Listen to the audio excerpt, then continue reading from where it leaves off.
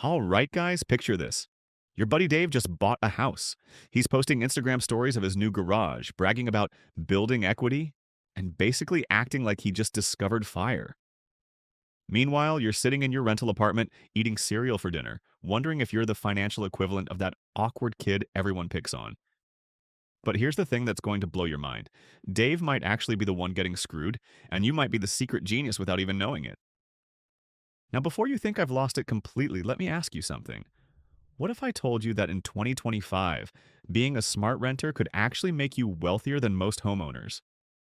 And I'm not talking about some get rich quick scheme or crypto nonsense. I'm talking about cold, hard financial math that would make even your accountant weep tears of joy. See, there's this massive financial shift happening right now that most people are completely missing. Goldman Sachs? Yeah, those Wall Street guys who probably have more money than God just released some research that's basically screaming danger, danger to anyone thinking about buying a house right now. But nobody's listening. Here's what they found, and this is where it gets really interesting. The cost of home ownership as a share of income has jumped from 33% to 51% between 2000 and 2025. That's like going from spending a third of your paycheck on housing to spending more than half. It's financial insanity, but everyone's still acting like buying a house is the American dream instead of the American nightmare. But wait, it gets worse. Remember when your parents could actually afford to retire? Well, Goldman Sachs is warning about something they're calling a financial vortex. And no, that's not the name of a new Marvel villain. It's what happens when housing costs eat up so much of your income that you can't save for retirement anymore. Get this. 58% of people are now afraid they'll outlive their savings. That's more than half the population basically saying, yeah, I'm probably going to be eating cat food when I'm 80. And a big chunk of this problem? You guessed it. Housing costs that have gone completely bonkers. Now, I know what you're thinking, but dude, rent is expensive too. And you're absolutely right. Rent has gone from 21% to 29% of income. But here's the kicker. That's still way less than the 51% that homeowners are getting hammered with. It's like choosing between getting punched in the face or getting hit by a truck. Both suck, but one clearly sucks less. But how do you actually know if renting makes sense for you? This is where most people just guess or go with their gut, which is about as reliable as a chocolate teapot. Fortunately, there's this thing called the 5% rule that cuts through all the fluff and gives you actual numbers to work with. Here's how it works, and this is going to save you from making a massive financial mistake. Take any house you're thinking about buying and multiply its value by 5%. So if you're looking at a $500,000 house, that's $25,000 per year. Then divide that by 12 to get your monthly break-even cost. In this case, about $2,083 per month. Now, here's the magic part.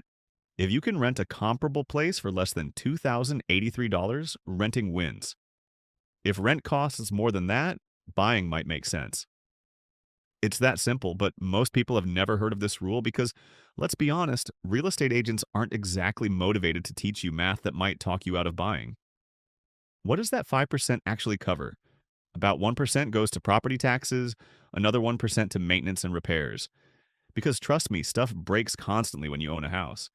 And the remaining 3% covers what economists call opportunity cost. That's fancy talk for all the money you could have made if you'd invested your down payment instead of tying it up in a house. So here's where the smart money is going in 2025, and this is the part where you're going to want to pay attention, because this could literally change your financial future. Instead of throwing all your money at a mortgage, property taxes, insurance, and maintenance, which, by the way, is like feeding a financial black hole, smart renters are doing something completely different. They're taking that extra money, the difference between what they'd spend on owning versus renting, and they're investing it like absolute champions. And the math on this is so good, it's almost unfair. Let's say you're looking at a house that would cost you $3,000 a month total when you factor in mortgage, taxes, insurance, and maintenance. But you can rent something similar for $2,000. Now that's $1,000 extra every single month that you can invest instead of throwing into a money pit. Now, here's where it gets really spicy. If you invest that $1,000 every month in a diversified portfolio, earning 8% annually, which is totally reasonable based on historical market performance. After 20 years, you'd have over $589,000. It's more than $500,000 just from being smart about housing. But the homeowner, they're still making payments, dealing with a roof that needs replacing, a furnace that died, and property taxes that keep going up like they're trying to fund a mission to Mars.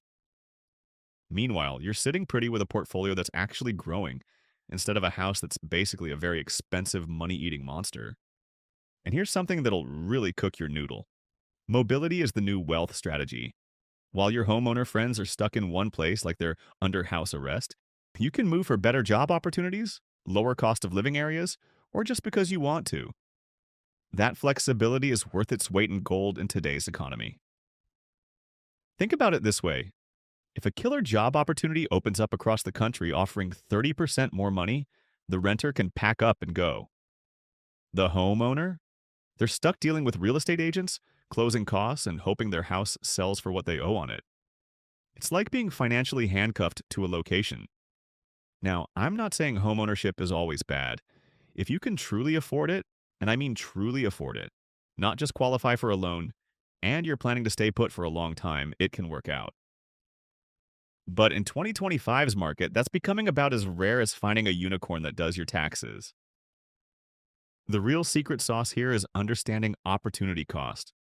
Every dollar you spend on homeownership costs is a dollar you can't invest in assets that might actually grow faster than real estate. And with housing prices already inflated to levels that would make a balloon jealous, the smart money is betting on other investments. Here's your action plan if you want to beat homeowners at their own game. First, use the 5% rule to actually crunch the numbers on any house you're considering. Don't just go with your gut. Second, find a rental that costs significantly less than what you'd pay to own. Third, take that difference and automate investments into low-cost index funds. Fourth, stay flexible and mobile so you can capitalize on opportunities. And fifth, this is crucial, don't let anyone shame you for renting. Society has this weird obsession with homeownership that's basically financial peer pressure. It's like everyone's trying to convince you that renting is throwing money away, when in reality, smart renting might be the best financial decision you make in 2025. The bottom line is this. While your homeowner friends are stressed about mortgage payments, property taxes, and whether their water heater is making that weird noise again, you could be building real wealth through smart investing and maintaining the flexibility to adapt to whatever the economy throws at you. The housing market has fundamentally changed, and the old rules don't apply anymore. In 2025, the real winners might not be the ones with the biggest houses. They might be the ones who were smart enough to rent and invest the difference.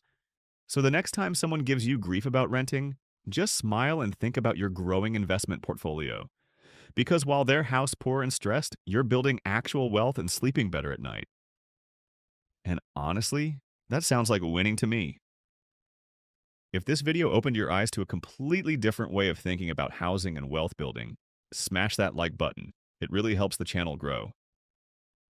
Subscribe if you want more financial reality checks that might just save your financial future. And drop a comment below telling me whether you're team rent or team buy and why. I read every single comment and love hearing your perspectives. Share this video with that friend who's been stressing about whether they should buy a house right now. They might thank you for potentially saving them from financial disaster. Trust me, they'll appreciate the heads up.